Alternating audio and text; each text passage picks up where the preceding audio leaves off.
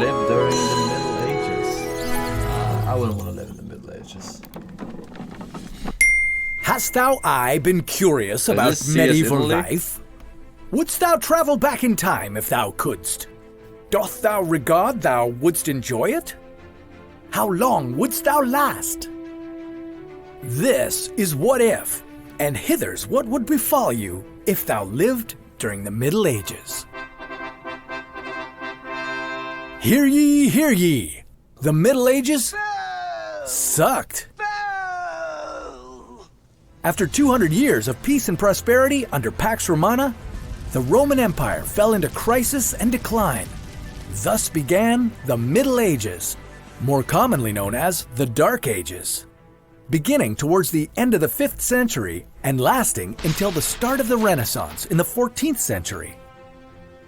This was a time when, unless you were a knight, nobleman, or the king himself, life was brutal and scary. Hygiene was poor, money was scarce, diseases were rampant, and punishment was cruel. Beds were not soft, and toilets didn't really exist. But hey, at least you had the church, and roughly 8 weeks of holidays and festivals spread throughout the year. The truth is, life back then was difficult, but people got through it. That's the same. They even managed to have a bit of fun while struggling to survive. Compare how they lived to your life today and see if you'd ever be able to trade places. Your typical day in a medieval town starts about 4 a.m. The church bell tolls, announcing the first mass of the day. But unless you're from a noble or royal house, you won't be going to church this morning. Instead, you'll be preparing your goods for sale at the market, which opens at 6. And there you'll stand for the next 9 hours, hoping you'll make enough to buy a chicken for dinner, instead of the same old cabbage and beans. Of course, not everyone in the Middle Ages was a peddler. The skill set in any given town could be quite diverse, with blacksmiths, tailors, masons, winemakers, and don't forget the tax collector. At around 3 in the afternoon, most retail businesses start shutting down for the day. And by 8 p.m., the city gates are closed and the night watchman takes up his post.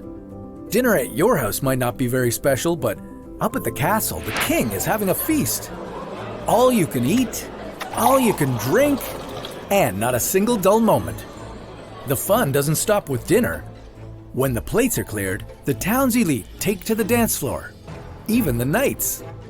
Don't feel left out. The commoners will get to have their fun at tomorrow's festival. But for now, rest up on that nice straw bed of yours. Yeah, I prefer One of the good things about the Middle Ages, they did a lot of partying. It's estimated that in total, roughly 8 weeks of any given year were taken off for festivals or events. While a lot of these festivals were tied to the church, the town also hosted tournaments, which the church did not approve of. That's probably because tournaments made a spectacle of violence. From jousting to swordplay to making prisoners duel to the death. If you think that's cruel, it doesn't really get any better. Most serious crimes were settled by a trial by ordeal.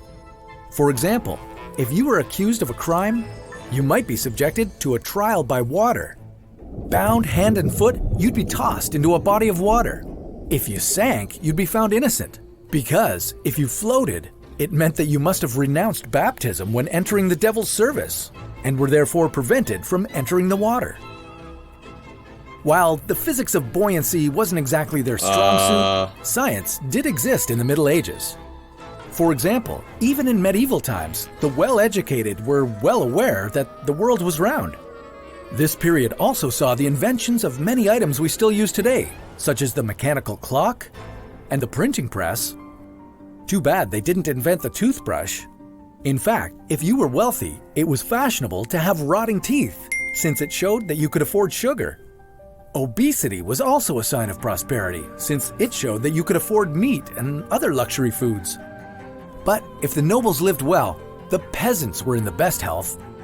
Their well-balanced diet of bread and beans, paired with full days of physical labor, kept them in great shape.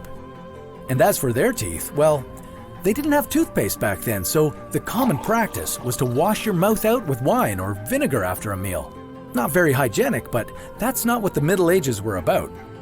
You kept your hands and face clean to keep up appearances, but aside from the rich, no one really had toilets or bathtubs like we do today. This was a period of survival and salvation. And whatever people did to get by usually worked, at least until the 14th century. The last century of the medieval period truly put the dark in dark ages, as it was marred by famine, conflict, and plague. Also known as the Black Death, the plague wiped out as much as 60% of Europe's population in one of the most devastating pandemics in human history. And it took roughly 200 years for the world population to return to its previous level. But over the next few centuries, Europe underwent a renaissance, a time when people pursued truth and accuracy through skepticism and scrutinizing empirical evidence. This period initiated a scientific revolution that continues to this day. When you look back on it, the Middle Ages we haven't lost the rats ever since all the Americans went and founded America, alright? Is it something we need to visit to see for ourselves? I'm just putting it out there. Or can we just trust the history books? I'd be willing to bet most of you would rather keep your interactions with medieval times to the restaurant chain rather than having to rinse your mouth out with vinegar after a meal. Do you think people might one day look back on our era the same way we look back on theirs?